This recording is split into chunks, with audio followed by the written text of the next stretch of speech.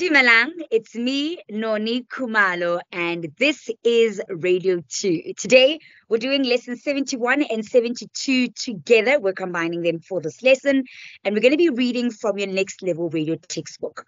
We're going to be going through chapter 6, where we're chatting about beds and jingles, some donuts, some liners and voices, as well as selling a message and a call to action. So let's get straight into the lesson. So what are beds? Bed music refers to the music behind the presenter's voices in imaging commercials or talk sequences. Bed music needs to be a part of the storytelling. It should enhance the emotive value of the story. So if I'm telling something very exciting, my bed music, which is the music that you play underneath the presenter's voice quite softly, you bring your fader down just a little bit. If it's something exciting, then I'm definitely getting something that is upbeat. If I'm telling a very sad, heartbreaking story, I'm definitely going to choose instrumental music that is a little bit more somber to add to the mood of the story. Bed music is a powerful tool to position the audience in the right mental and emotional state to receive the information. Like I mentioned earlier, depending on the mood of what it is that you're chatting about, then the type of instrumental music that you select is very crucial for the story. Bed music is important, NB, to help avoid dead air. A presenter that does this quite often and uses it to his advantage is Extreme, who does Morning Break on Y. Whenever he takes a break in his talk, he pushes the fader up in his bed music, and when he's ready to talk, he presses it down again. All right, so it's all about really playing with instrumentals and sounds to enhance your link as a presenter. Bed music is used mainly at public radio stations. This is mainly due to recorded interviews and the rule that something needs to happen every 45 seconds when editing a story. Bed music sets the mood for a monologue and can cover up a pause edited into speech. Bed music can also be a presenter's signature sound and can remind you of a certain presenter. So most presenters on Y do have bed music when they're linking, and each of them have a specific instrumental that they use. You associate that with the presenter. Remember that bed music can distract the listener. Never use instrumentals or recognizable songs as beds. Listeners shouldn't be singing along with your bed music. It should act as the background of the listening experience. The minute you pick a very popular song, I mean, Water right now is doing very well by Tyler, as well as Dali by Kamumpela, using those two songs, which are literally charting, top in the country and in the world, using those as beds is going to distract the listener because they then want to sing along to the song instead of listening to your story. So be very careful in your selection of your bed music. Let's get into jingles. Jingles are those catchy little tunes that get stuck in your head all day that you start singing for no reason whatsoever. Jingles are an effective way to embed your brand into a listener's brain. 89% of respondents viewed jingles as quite effective. The study also discovered the following. Slogans and jingles assist with listener recall. Jingles define brands and prevent confusion between brands. Jingles help listeners to remember the name of a product or a brand. Women remember radio jingles targeted at women better than men do, and the opposite remains true. They're very popular jingles that are used, one of them being Coca-Cola, and many others exist as well. Radio jingles are highly effective in branding a radio station and contributing to recall. When writing and producing radio jingles, make sure it's recognizable and memorable. The following are traits of an effective jingle: brevity, concise, and simplicity. The meaning or purpose should be clear and not demand too much thinking. Remember, people are listening to you while doing other things. So whatever it is that you're creating needs to be so concise and simple that the listener is able to follow quite easily. Catchiness. Effective jingles get stuck in the mind of the listener even if they are irritating. Strong message. The jingle must be able to communicate a brand's value proposition briefly. Evoke pathos. Effective jingles should connect with the listener's emotions. Let's get into donuts. A donut in radio audio production is the produced top and tail, beginning and end of a piece of audio imaging, where voice or other production can be inserted in the middle of the two pieces of audio. What you find is that most technical producers after a show find a very funny, fun, informative, thought-provoking part in the show, and what they do is they chop that up into a promo and they top and they tail that audio clip. What's in the middle is the donut. This is mainly used in recurring and daily updated promotions. Donuts help to keep the sound of the station fresh by replacing audio in the promotions or messaging without having to reproduce entirely new pieces of audio. They're enticing as they add production imaging to something that happened live on air. Liners. Originally, liners was a word used to describe imaging that contained the name of the station or show. Liners have evolved to include all pieces of imaging that are no longer than a sentence or two that contains a specific call to action or message. Examples of liners include, you are listening to XFM. Call XFM now on 082 222 1221. Big September, where winning is easy. XFM, the sound of summer. And I do that quite deliberately with my voice because that's how some of the voices sound on radio, right? The radio voices of certain stations. They all sound so different, but they're selected for a purpose. Voices. Let's turn to page 240 in your next level radio textbook. Selecting the right voice of any audio production is vitally important. There are 7 reasons why choosing the right voiceover artist is so critical. Right. So let's turn to page 240 and let's talk about the voice of the station.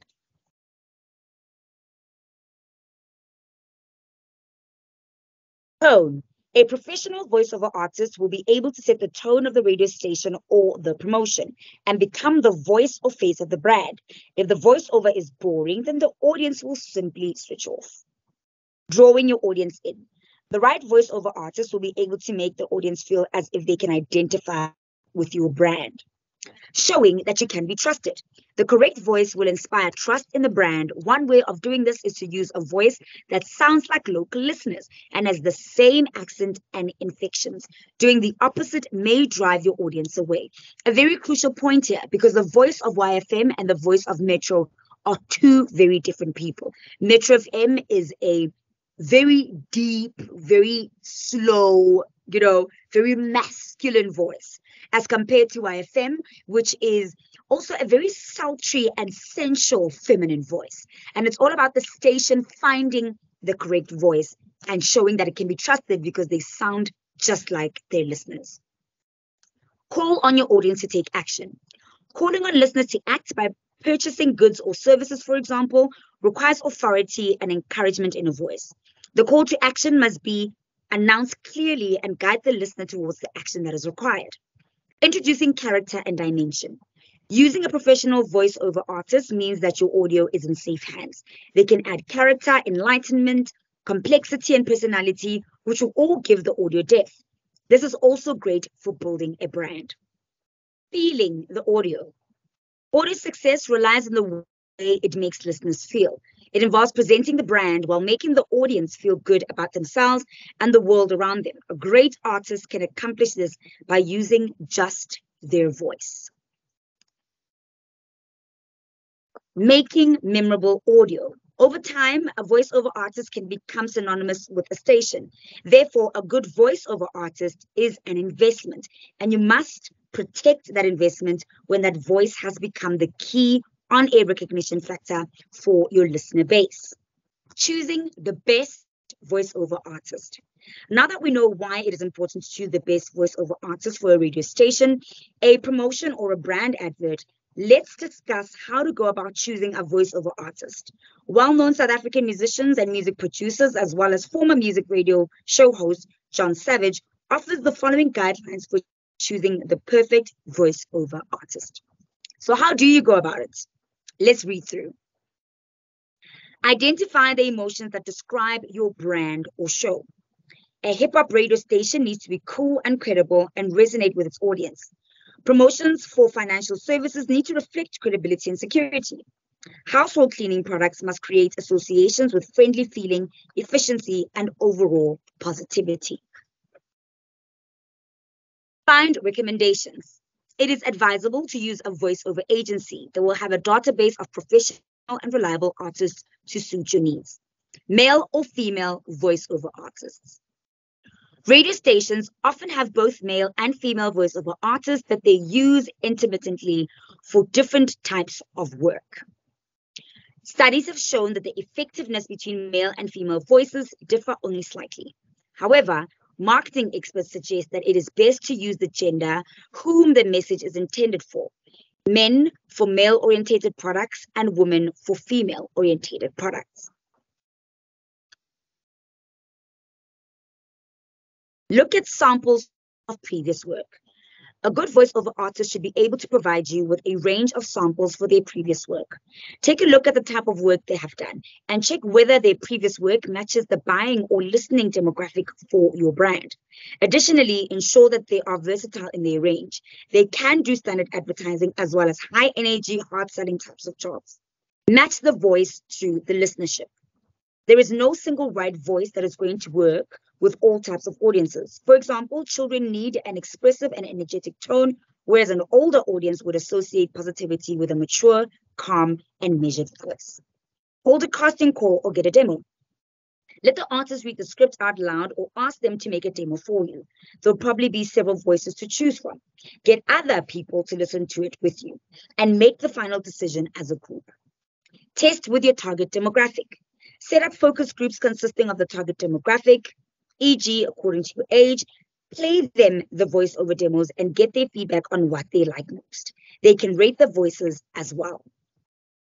Presenting versus storytelling. The type of audio you require will determine the voiceover artist you choose. Some artists are good at doing a hard sell on air, while others are better at storytelling. Narrative-driven adverts will require an artist who can create drama and character. Consider pitch. Older people often suffer hearing loss, which prevents them from hearing high frequencies. Therefore, the voiceover artist should have a low-pitched voice in order to be heard better by older listeners. Cover the small details. We often make the mistake of wanting a particular sound or quality. However, if the artist cannot say things clearly and make each word heard, then it does not matter what the effect of the voice is. In South Africa especially, voiceover artists need to be able to tackle words and names in several different languages. Test this before you commit. Listen to samples of their work to determine whether they can modulate or modify their voices sufficiently but still pronounce words clearly. Choose the right accent. If you're trying to appeal to a broader audience, then it is best to opt for a middle range neutral accent. If you want to appeal to a specific audience, then a regional accent may be more appropriate. Remember that if you are creating audio for an audience where English may be a second language, then you want a clear accent that will be understandable to most of your audience. Think long term. It is advisable to give thought to how far in the future the voiceover artist will represent your brand. The artist's voice may become an intrinsic part of the brand. A bond created between the listener and the artist is not something you would want to break. This is yet another reason to make sure that you choose the right artist for your brand and its values. Furthermore, make sure the artist will be available for future use. All right.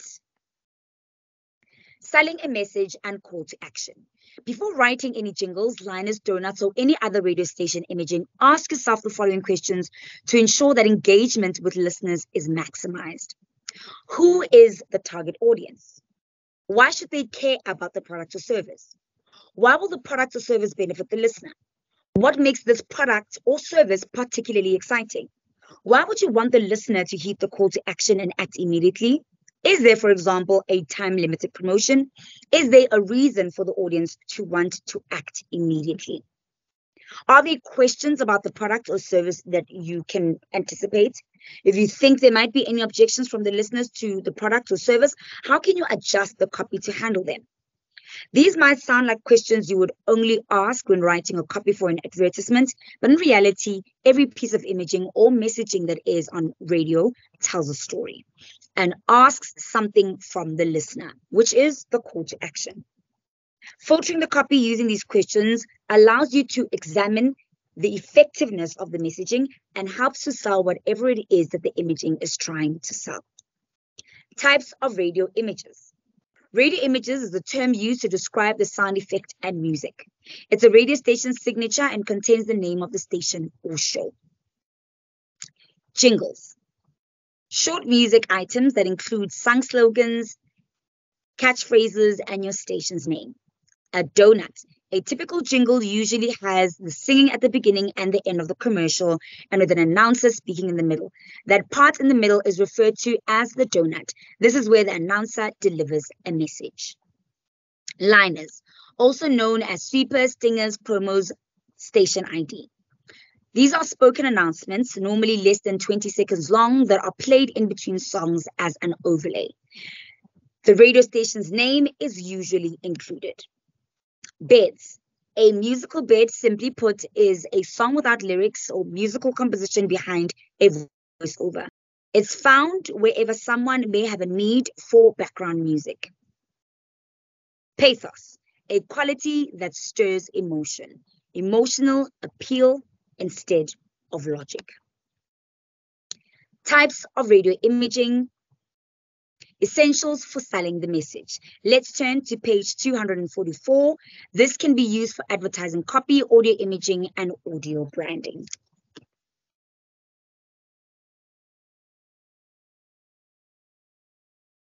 Finally, the following checklist, originally written for advertising copy, relates faultlessly to audio imaging and audio branding as a whole. Attract the listener's attention. Make the message stand out from the rest. Speak to the listener's self-interest. It must be clear to the listeners what the advantages for them are. Use words that paint pictures. Do not use descriptions, but use words that bring images to mind. Avoid being overly clever or creative. Keep the message simple. Stick to what the average listener will understand. Motivate the listener. Create reasons for the listener to act or keep listening by giving them incentives. For example, stay tuned to hear the latest single by Rihanna. Avoid cliches. Do not use words and phrases that are not interesting or effective. Keep it short. The listener may lose interest if there is too much talking. All right, there's a diagram there on the next page that you can find on page 244. Call to action. A call to action is a statement designed to get an immediate response, reaction from the person reading or hearing it. It should speak to their self-interest. Some examples. Tune in, keep listening, and stand a chance to win. Tweet us now with your answer. Our lines are open for you to call in now and share your views with us. Listen out tomorrow as we're going to be speaking with XXX about YYY. Visit www.xxx.com and enter the competition now. Those are some examples for call to action. What I would like for you to do to really understand the different terms that we've used in this lesson is to complete activity 6C, part 2 and part 3 on page 245. Otherwise, in the next lesson, we continue with our quest to find out what airtime is all about. If you have any questions, please feel free to send me a message in our Radio to WhatsApp group. If it's private, feel free to direct message me or send me an email at nonhlanhla@boston.co.za. Otherwise, from me, I'm over and out.